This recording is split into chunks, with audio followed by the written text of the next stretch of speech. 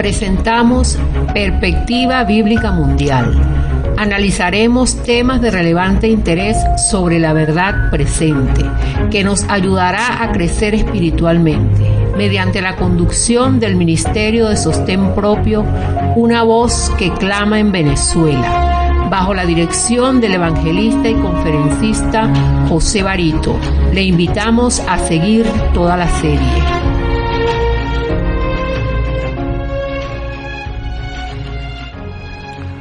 Muy bien, saludos a toda la audiencia que se conecta con nuestro programa Perspectiva Bíblica Mundial.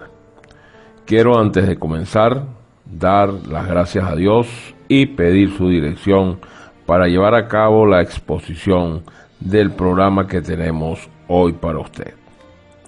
Nuestro tema de hoy, tema que lleva por título La verdad echada por tierra. Apreciado oyente, este milenio es una década extraordinaria, maravillosa desde el punto de vista de los progresos científicos, los desarrollos tecnológicos y las sobreabundantes comodidades materiales que ofrece. Aún así, es, no obstante, una década de confusión y tinieblas en el orden espiritual. Obviamente, luego de haber visto que la sociedad agoniza porque se ha apartado de Dios, que las Sagradas Escrituras con sus luces proféticas despejan el panorama del futuro y descubren un porvenir sin sombras, y de que Cristo y su sublime Evangelio son la solución a todos los problemas del hombre, se halla todavía ante nosotros una incógnita angustiosa. Les voy a hacer una pregunta. ¿Acaso no es un contrasentido que se hable del siglo de las luces, que se tenga la convicción de que vamos por un camino claro, alumbrado por la luz del progreso material, y sin embargo el panorama se hace tan oscuro que toda persona sincera se ve temerosa y desorientada? Por supuesto que sí. Ante tamaña desorientación, analizaremos una profecía que ha desconcertado a los ateos y a los escépticos, a la vez que ha sorprendido a muchos cristianos que, aunque creían conocer la doctrina de Jesús, ignoraban una serie de hechos sorprendentes y matemáticos que nos proporcionarán la seguridad que necesitamos. Para ello, vayamos a una anticipación de 550 años antes de Cristo. El capítulo 8 del libro de Daniel inicia relatando el tiempo en que el profeta recibiera y registrara la visión. Allá en el versículo 1, capítulo 8, dice lo siguiente, abro comillas: en el año tercero del reinado del rey Belsasar, me apareció una visión a mí, Daniel, después de aquella que me había aparecido antes.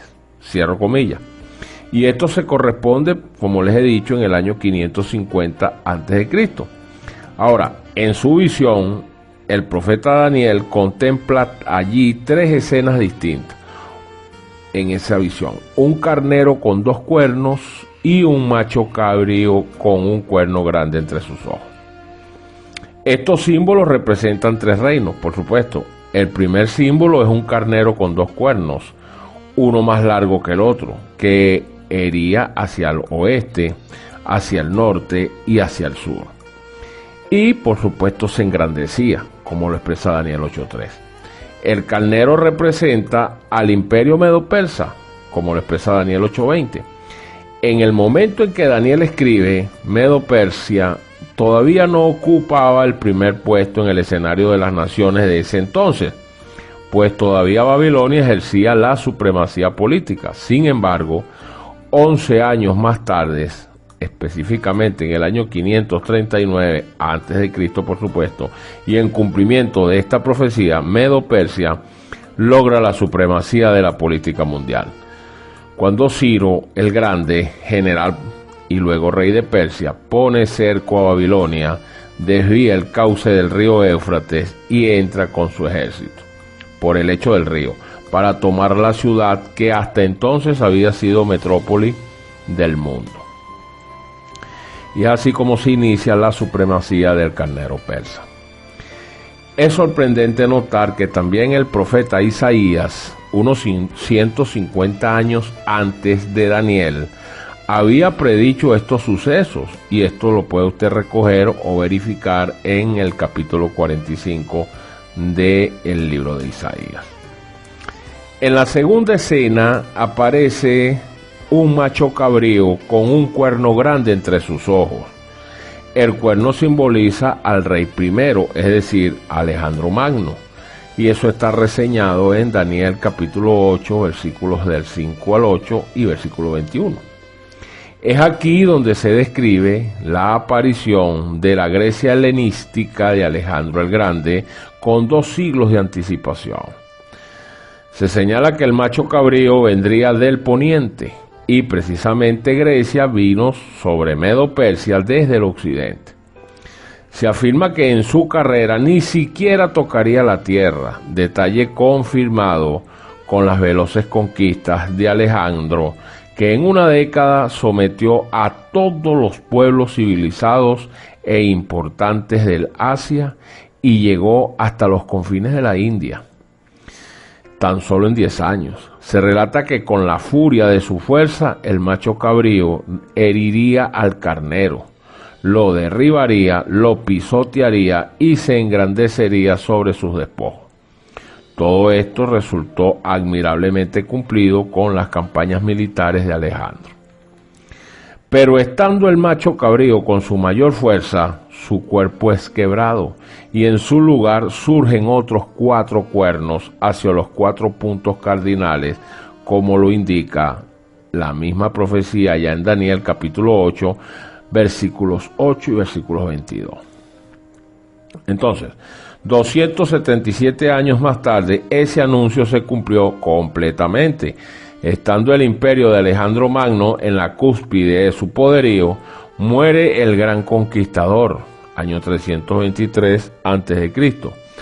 Entran sus generales en una serie de guerras entre ellos mismos, exterminan a todos los descendientes de Alejandro y el inmenso imperio se lo imparten los 4 generales más fuertes, quienes fueron Seleuco, Lisímaco, Casandro y Ptolomeo, y quedan dispersos hacia los 4 puntos cardinales en 4 monarquías menores, que fueron Egipto y Siria, Tracia, Babilonia y Macedonia.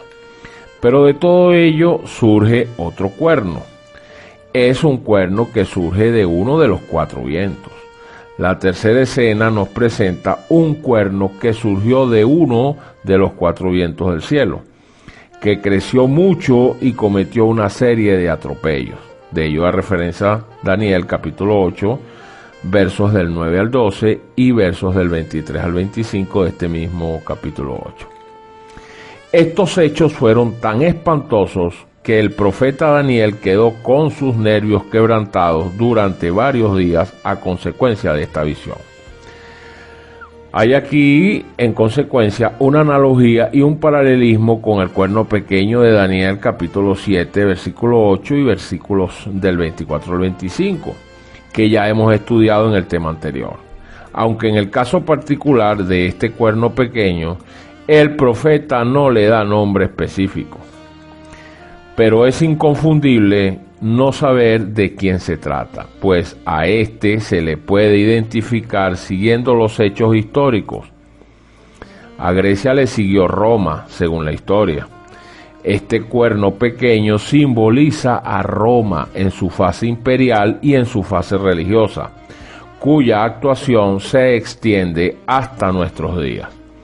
Con el fin de simplificar el análisis de los conceptos más destacados de esta tercera escena de la profecía, iremos transcribiendo, entre comillas, las facetas más sobresalientes de la misma y haciendo un brevísimo comentario de cada una.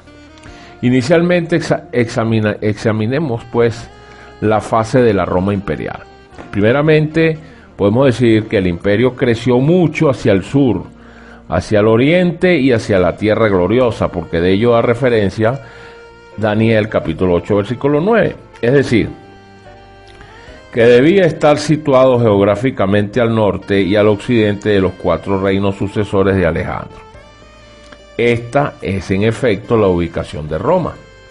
Los 3 puntos cardinales indican la dirección de sus conquistas.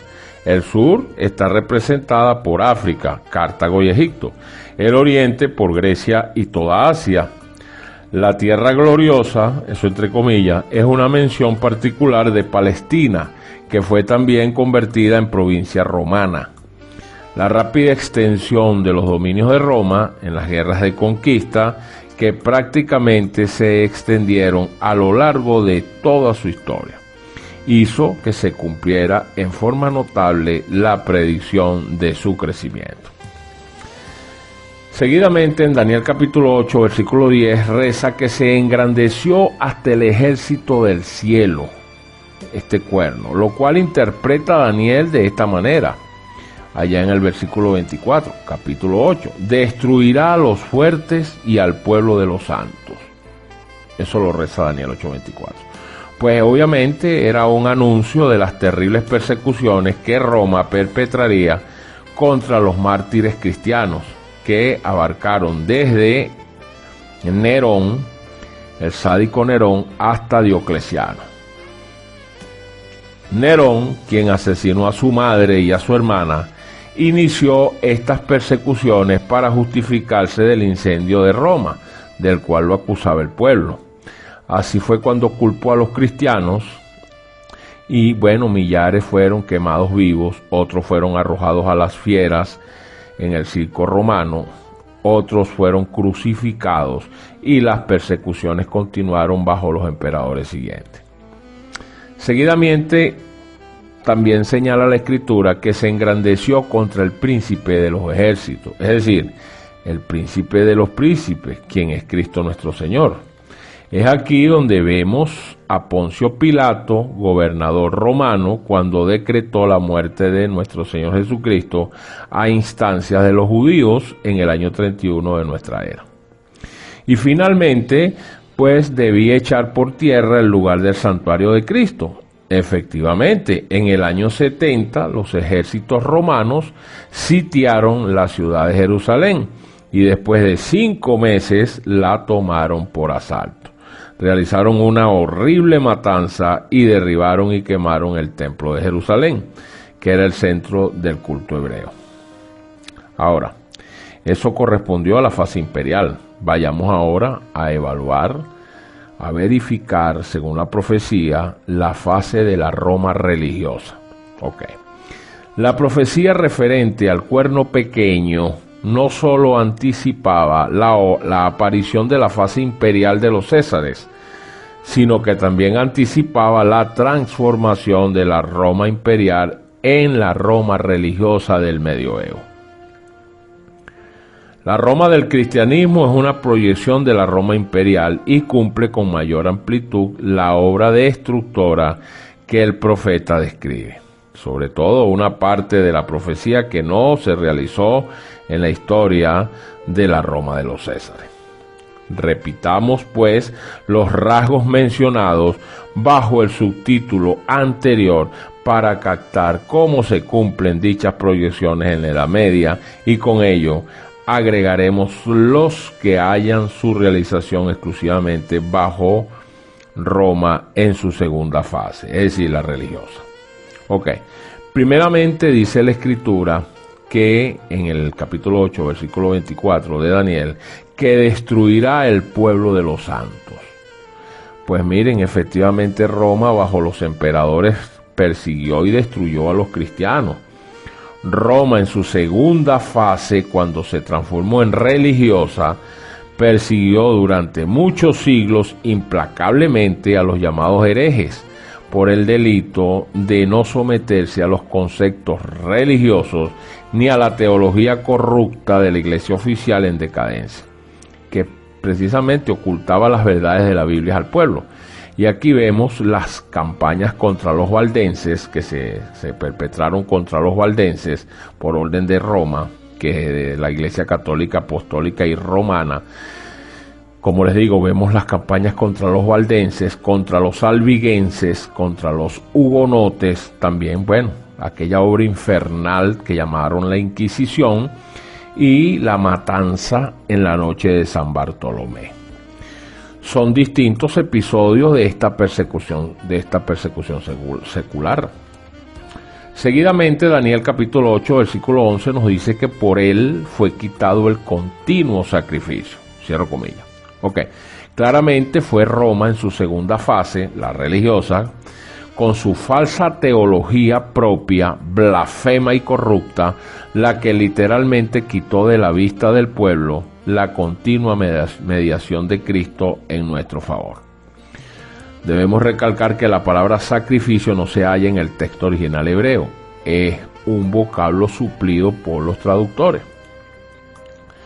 La palabra continuo se refiere a la intersección continua de nuestro Señor Jesucristo como abogado mediador del hombre en el santuario celestial, en lugar entonces pues del único mediador del hombre, como lo indica 1 de Timoteo 2:5, el único mediador capaz de comunicar al hombre con Dios y salvarlo, como reza Hechos capítulo 4 versículo 12 y 1 de Juan 2:1. Ese era Jesucristo, pero en este caso entonces aparece un cuerpo de infames y perversos sacerdotes o mediadores humanos que no tienen poder ni capacidad para ayudar a sus semejantes a lograr su salvación. Por eso es que fue quitado el continuo, quitaron a nuestro Señor Jesucristo y se colocaron ellos, ¿no? Sigue diciendo la Escritura en Daniel 8:11, abro comillas, el lugar de su santuario fue echado por tierra, cierro comillas. Pues miren, efectivamente, asimismo se cumplió. La Roma de los emperadores lo hizo materialmente destruyendo el templo de Jerusalén. Roma en su segunda fase, que fue la religiosa, lo cumplió en un sentido espiritual, echando por tierra el verdadero, el auténtico sentido del culto que enseña la Biblia y practicando otro sistema en su lugar, que es un sistema apóstata y abominable a los ojos y la voluntad de Dios, a lo que él estableció.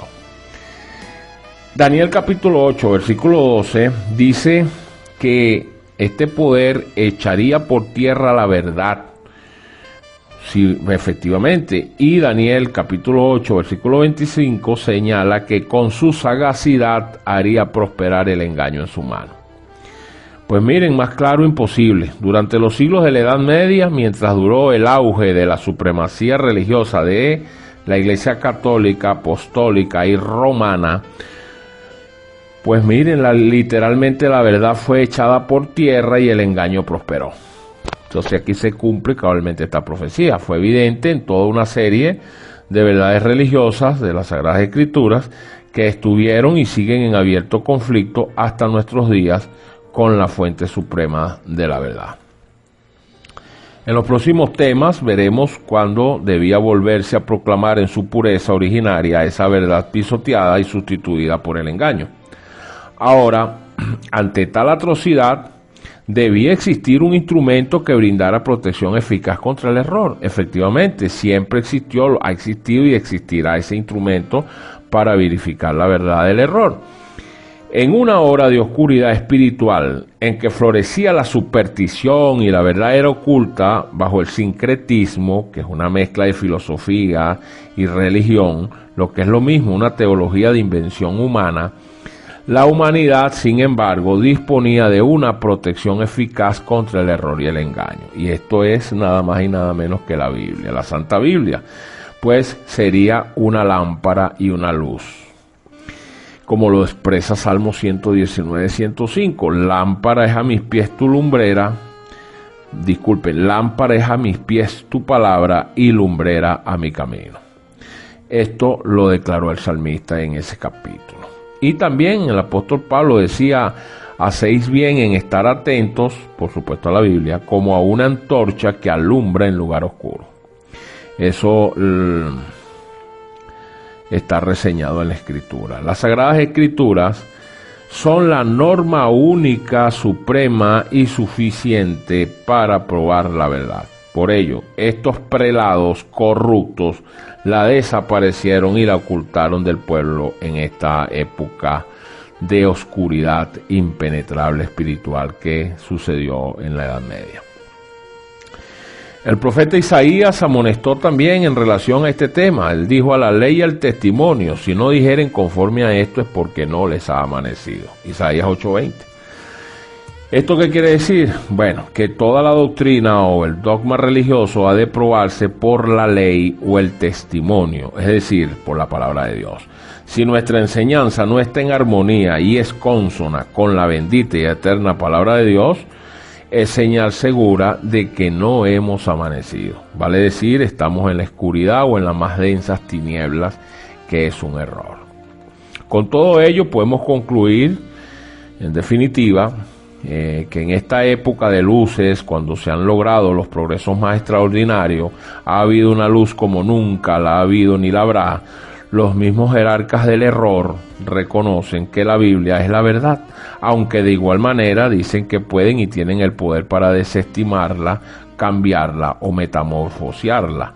Y esto es increíble cómo la sociedad, casi en su totalidad y a las alturas del tiempo que hoy vivimos, se encuentra en tan penosa y tenebrosa oscuridad, creyéndole más a estos corruptos y soeces sacerdotes que a la misma palabra de Dios o un escrito está. Y pues también ver cómo la era del progreso actual ha alcanzado límites inimaginables. Aún así, las escrituras son consideradas por la gran mayoría de esta sociedad secular y materialista como una especie de cuentos de hadas o una utopía o una leyenda de cuentos de camino. Eso es lamentable. Conviene recordar que dichos progresos son meros logros materiales, porque para decir la verdad estamos viviendo un oscurantismo peor que el de la Edad Media. Hoy todo lo resuelve la ciencia del hombre, pero conviene recordar que esta ciencia, entre comillas, más alta que puede estudiarse, investigarse, es la de la salvación. Esa es la propia ciencia, ya que sus consecuencias trascienden el tiempo y proyectan hacia la eternidad. Amigo o amiga que me escucha, la Biblia es la revelación de esa ciencia de la salvación, y gracias a Dios aún está, usted la tiene a su alcance, y este servidor también. Muy bien, distinguida audiencia, hasta aquí nuestro mensaje. No se pierda nuestro próximo tema y esperamos, Dios mediante, poder seguir aportando nuestro grano de arena en el restablecimiento de la verdad eterna de Dios. Los días que hoy vivimos son determinantes para que tomemos una decisión a favor de los intereses de nuestro Creador y Salvador. Por lo tanto, la pregunta que le hago es la siguiente: ¿ha hecho usted una decisión por nuestro Señor Jesucristo? Si aún no lo ha hecho, pues hágalo. Aún está a tiempo. Tan solo así podrá estar seguro y confiado ante la majestuosa e inminente segunda venida de nuestro Señor a esta tierra, con gloria y majestad. Queda de ustedes atentamente José Barito, su servidor. Es nuestra oración que el Señor lo guíe a su verdad y bendiga su vida en gran manera. Dios le bendiga.